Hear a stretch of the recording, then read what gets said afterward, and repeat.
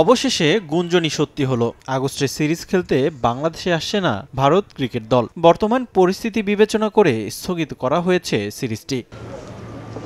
আগামী মাসে 2 ওয়ানডে ও 3 ম্যাচের টি-20 সিরিজ খেলতে বাংলাদেশে আসার কথা ছিল টিম ইন্ডিয়ার, যা ছিল পূর্ব নির্ধারিত। তবে দেশের পট পরিবর্তনের পর থেকেই শঙ্কা ছিল ভারতের বাংলাদেশ সফর নিয়ে। দুই দেশের বর্তমান কূটনৈতিক পরিস্থিতি বিবেচনায় এ সিরিজ স্থগিত হওয়ার গুঞ্জন শোনা গিয়েছিল। ভারত সরকারের গ্রিন সিগন্যাল না পাওয়ায় চূড়ান্ত সিদ্ধান্তে পৌঁছাতে পারেনি বিসিসিআই।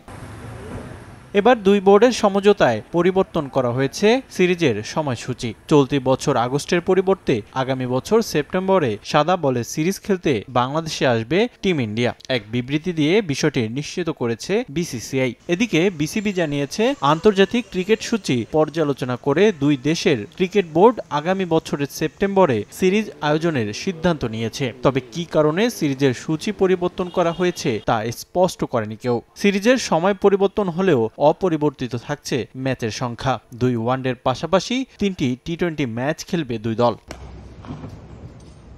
এর আগে বাংলাদেশে ক্রিকেটারদের নিরাপত্তার বিষয় নিয়ে বেশ চিন্তিত ছিল বিসিসিআই, তাই সরকারের অনুমতির অপেক্ষা ছিল দেশটির ক্রিকেট বোর্ড। যদিও গত সপ্তাহে এ সিরিজ নিয়ে কথা বলেছিলেন খোদ বিসিবি সভাপতি আমিনুল ইসলাম বুলবুল। ভারত যদি আগস্টে না আসতে পারে তাহলে পরবর্তী ফাঁকা সূচিতে সিরিজ দুটি আয়োজনের কথা বলেছিলেন তিনি।